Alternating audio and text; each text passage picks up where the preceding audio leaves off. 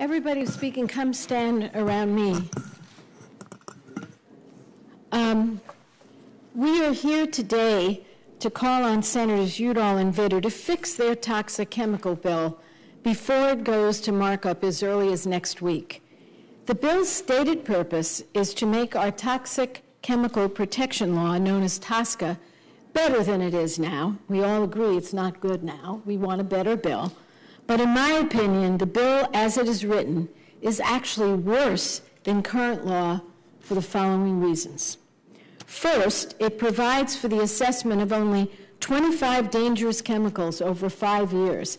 That's out of the 80,000 that are in existence today. So here is this bill introduced with great fanfare that says EPA has to act on 25 chemicals over the 5-year period. Second, and very importantly, it eviscerates states' rights to act to protect their people from toxic and cancer-causing chemicals. In other words, it's a weak, basic bill. It only does 25 chemicals, and when they make a certain announcement, it actually preempts the states from doing anything. So you have what Senator Whitehouse has dubbed a dead zone, where nobody can do anything about anything. And it's unbelievable. As a matter of fact, in a conversation I had with Senator Whitehouse today, he said he thought it's actually unconstitutional in that regard, because when you enumerate the functions of the federal government, you say whatever's not mentioned here can be regulated by the states. And here you specifically preclude the states from doing anything. That's known as preemption.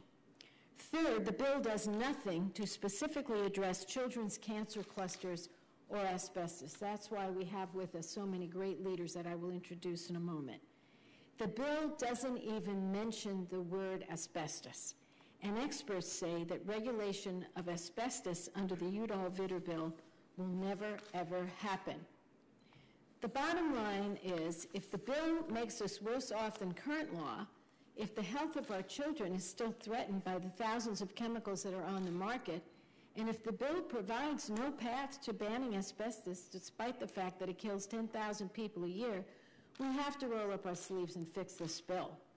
The Udall-Vitter bill takes us down the wrong path, a terrible path, and it has momentum and it worries me. And that's why we're keeping the pressure on today. I'm joined here by leaders in the fight to protect our families from dangerous chemicals. They, like I, object to the Udall-Vitter bill, which I might say we know was written by the chemical companies. That is not me speaking. That is prize-winning reporters who found that out. We need to focus on real steps to protect our people, and Ed Markey and I wrote a bill, the Alan Reinstein-Trevor Schaefer Toxic Chemical Protection Act, which specifically addresses the threat posed by asbestos. It allows the states to continue their work to protect their people. I'm very proud of the Boxer-Markey bill, but I want to be clear. Our bill is not the one that is being marked up by the EPW committee. Instead, there's a steamroller pushing the Udall-Vitter bill forward. And that's why I asked these fabulous, as it turns out, women to be here with me, because we need to stand up against this steamroller. They need to reverse their course and fix this bill. Now, I tasked 3 members of our committee, Senators Whitehouse, Merkley, and Booker, to work on fixes to the Udall-Vitter bill. They are currently working at this time to try and fix it, but we don't have any announcement to be made on it. We're very concerned still with the bill as it stands. So today, I'm very proud. We're going to hear from Deirdre Imus, who is a children's health advocate and environmentalist. When it comes to helping our children avoid cancer, we are on the same page, and I'm so very grateful to her. So it's important to have this type of celebrity with us. Thank you so much. And we're also joined by public health professionals, Kathy Sally Randall, who's a neonatal intensive care nurse practitioner, Dr. Laura Welch, the medical director of the Center for Protection of Workers' Rights, and Dr. Catherine Thomason, who's the executive director of Physicians for Social Responsibility. These are the medical experts. They're on the front lines, and they can share our concern for the harm that toxic chemicals are doing to our families. And they'll talk about it. They include things like cardiovascular disease, developmental disorders, respiratory disorders, neurological disorders, endocrine disruption, and many others. So the stakes are high. The health of our children and our families are both at stake. We need real reform of the law that regulates toxic chemicals, but it is clear that in its present form, the Udall-Vitter toxic bill falls far short. It's worse than current law. So it's my pleasure to introduce to you Deirdre Imus, a children's health advocate, environmentalist. They have set up a camp to treat kids with cancer. They have a hospital that does the same. I can't imagine a more perfect person. We're so grateful to have you here, Deirdre. And you don't need this, so I'll move this over. Please go ahead. Proceed. Thank you, Senator Boxer. For the past 15 years, the Deirdre Imus Environmental Health Center has been housed on the campus of one of the top 30 hospitals in America, the Hackensack University Medical Center. We developed Greening the Cleaning, a line of green cleaning agents that the hospital used in the maintenance of its massive facility. We're also one of the first hospital-based programs whose mission is to identify, control, and ultimately prevent toxic exposures in the environment that threaten our children's health. I am, in addition, the co-founder, co-director of the Imus Cattle Ranch for Kids with Cancer, a 5,000-acre environmentally pristine, organic, vegetarian cattle ranch in the mountains of northern New Mexico. I stand here in proud and enthusiastic support of the Boxer-Markey bill and in vigorous opposition to the Udall-Vitter sellout to the chemical industry. We all understand that the Udall-Vitter legislation is an irresponsible prescription for disaster. And we have learned that under the current law, according to the Government Accountability Office, the burden of proof is on the EPA to show a chemical is dangerous, not on the chemical industry to demonstrate that it is safe.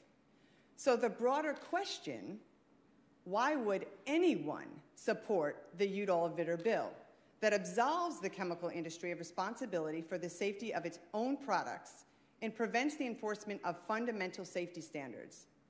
Udall-Vitter also fails to provide an avenue to determine the essential safety of thousands of chemicals they are recklessly producing. A cynic would suggest it's all about the money. However, I'm an optimist. I think it's all about, well, the money. What other motivation could supporters of the Udall-Vitter legislation possibly have? While they are not explicitly saying toxic chemicals are safe, they are essentially saying, don't worry about it. Remember when the top executives of the 7 largest American tobacco companies testified in Congress that they did not believe cigarettes were addictive and that they suggested that while cigarettes may cause lung cancer, heart disease, and other health problems, the evidence they swore is not conclusive. And then it was. Millions of lives could have been saved. The horrors of suffering of millions of people could have been avoided had there been government legislation guaranteeing an independent analysis of the effects of smoking. The Boxer-Markey bill ensures that this generation will have the ability to escape a similar catastrophic fate. The Boxer-Markey bill allows for the unencumbered mechanism to determine the safety of and the responsible legislation to regulate the products produced by the chemical industry. The Udall-Vitter bill explicitly leaves it up to the chemical companies to police themselves and asks us to stay out of it and to trust them. How does this make any sense? And who thinks that's a good idea? And if they do, why do they? Thank you. Could be said better. Thank you so much. And now we call on Kathy Sally Randall, neonatal intensive care nurse practitioner and a founding member of the Alliance of Nurses for Healthy Environments. Today she's representing the Breast Cancer Fund. And you know, I just read today that they expect by 2030 for 50% of women to have breast cancer. It just seems to me that's what they expect. We have to have a bill that doesn't accept that. Thank you, Senator Boxer, for the invitation to be here today. I'm representing the Breast Cancer Fund, and I'm also representing the Alliance of Nurses for Healthy Environments. These are two organizations that's job is to educate and then to help eliminate toxic chemicals in our environment. But mostly I'm here as a neonatal nurse. I'm here representing the tiniest of our citizens. We all know that TSCA needs to be reformed. There's no question the numbers are staggering, the numbers are irrefutable. There are more than 85,000 chemicals that are used in American industry, and in 30 years we've regulated 5. So clearly, TSCA in its current form hasn't really done its job. And clearly, the question today is not whether or not TSCA should be reformed. The question is that there's really two questions. Will the Udall-Vitter bill, will it really fix a broken system? Will it actually help protect public from toxic chemicals? Will it, for lack of a better term, help us take a baby step forward? Or on the other hand, will it just be a bill that passes that further hampers the EPA's ability to regulate chemicals? Will it actually tie the hands of states like my great state of California that are trying to protect their local citizens? Or will this actually be 2 steps back? Unfortunately, I think that the Udall-Vitter bill, S697, squarely falls into the second category. It's going to make a bad situation worse. The Udall-Vitter bill does several things. It's going to make it harder for the EPA to actually regulate chemicals. And as Senator Boxer mentioned, only 25 in the next 5 years. It's going to make it difficult to regulate consumer products as well as imports, even when we know that these products contain chemicals that are dangerous. It would not allow the EPA to take quick action on the worst chemicals, things like asbestos that was mentioned, but also chemicals that persist in our environment, that make their way into our food chain, into our bodies, and then ultimately into our babies. It would undermine laws in places like my home state of California that protect not only our residents, but put push onto the marketplace that then affects all of us for the better. A hospital where I work is a place where people go to recover. It's a sick baby's first home. It's a place where they need to thrive, where they need to grow. They do not need the extra stress of toxic chemicals. Congress, in my opinion, has a moral obligation, not only to these tiny patients, but to me and to my family as well, to all of us. The Udall-Vitter bill will not hold up this obligation. It will not protect my tiny patients. It will not protect the nurses, the physicians, the other workers in the hospitals. It will not protect the community and public at large. Thank you. Thank you. That was beautifully said. And next we have Dr. Laura Welch, the Medical Director of the Center for Protection of Workers' Rights, who is also here representing the Asbestos Disease Awareness Organization. Thank you, Senator Boxer. Good afternoon. I'm Laura Welch. I'm a medical doctor with decades of experience with asbestos-related disease, and I wanted to address specifically the need to have asbestos named and to promulgate a ban for asbestos in the United States. So any real reform to TSCA must specifically name asbestos and specifically direct the EPA to move toward a ban of all forms of asbestos in the U.S. The Vitter-Udall bill doesn't mention asbestos or specifically recommend a ban, which makes it's not strong enough to ensure it happens, so it must be changed to do that. Just in case you all don't know, asbestos causes cancer in humans, and even very low levels of exposure cause cancer. And national and international organizations agree. 50 countries have banned asbestos, and they have effectively put in place substitutes for all the myriad applications. It works well. We know how to do it. We should have been a leader, and we're behind, but the U.S. has not instituted a comprehensive ban on asbestos. So it's an important law and needs to be strengthened and improved, and that's what we're talking about today. Ensuring asbestos is banned will protect children and other vulnerable populations from cancer caused by asbestos. And the Vitter-Udall bill should not move forward without including this ban. Thank you. Thank you so much for that. And then our last speaker, and then I'm happy to take questions from the press, Dr. Catherine Thomason. She's the Executive Director of Physicians for Social Responsibility, an organization that I've come to so admire, respect, and honor. Well, thank you so much for asking me to be here. This is such an important bill that we need to address and improve. My entire medical career, and now as Executive Director of Physicians for Social Responsibility, I've dedicated to trying to help patients live and thrive in a less toxic environment. So I was really pleased to see a bipartisan bill being introduced, but unfortunately it falls short in critical areas. I have two physician friends who have a son who developed autism. He's not able to function well in school. He will never hold a job. He will always need supervision, and his parents are right to be very concerned about his future when they will no longer be available to support him. The sad thing is he's not alone. The Center for Disease Control reported in 2014 that about 1 in 68 children are now diagnosed with autistic spectrum disorder. This is more than doubled in the last 10 years. 10 to 15% of all of our children have a neurodevelopmental disability. That means there's something wrong with the function of their brain. Unfortunately, there are many other diseases than these that are caused by toxic chemicals. There are many flaws, as I said, still present in the Vitter-Udall bill, but I wanted to highlight two of them. There is no provision in the bill to expedite known high-risk chemicals like toxic flame retardants.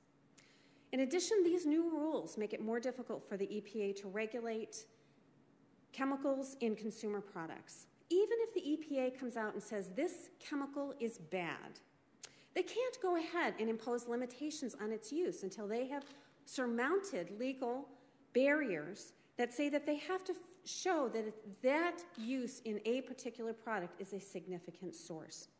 So when you think about how a single chemical is used in multiple uses, you're talking a whole lot of new barriers to go for EPA to actually get it out of the consumer product market. Now, one other point I would like to make is that chronic diseases not only cause emotional and physical problems, they cost a lot of money. A 2011 study found that $76.6 billion in children's healthcare costs, in lost work hours, and reduced IQ are all attributable to toxic chemicals.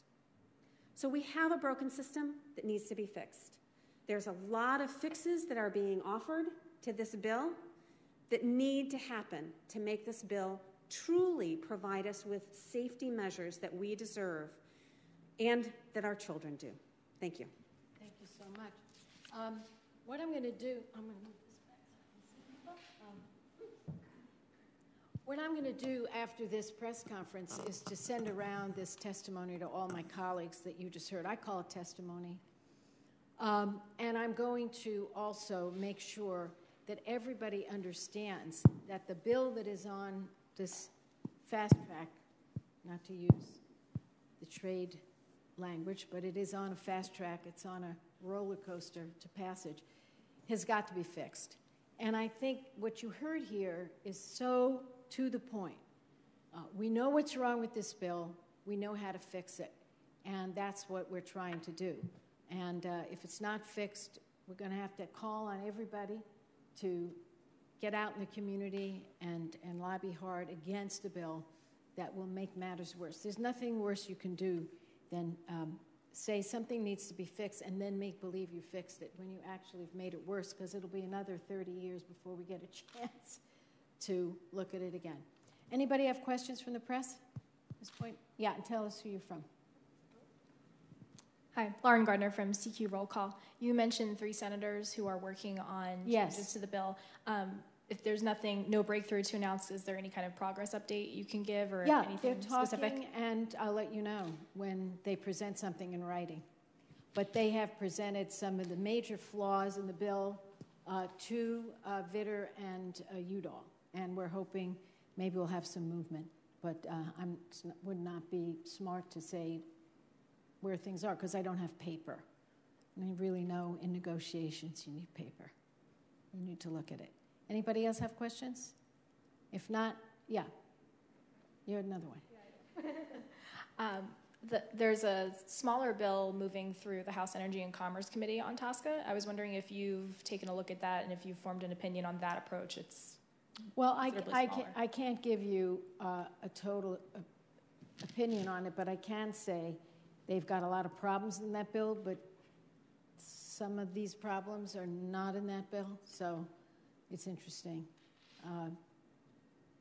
we're trying to work here in the Senate to say, you know, some of these issues that we have found here are not in the bill in the House. So we're trying to work it. But I'm very pleased that I tasked my colleagues to work with Vitter and Udall. We'll see what happens. You know, right now we're waiting to hear the result of those meetings. And are we having a markup Tuesday? That's the general understanding. Yeah. Not noted yet, but I think that's what's expected. So we could have a markup as early as Tuesday. And I just want to ask my friends who are here today, I ask you if you will stay involved with this. Absolutely. Good. I'm really glad because, yes, we have to maintain the pressure to fix this bill. This bill needs to be fixed. And that's where we're headed. Well, I want to thank you all for coming. Thank you very much. Thank you. All right.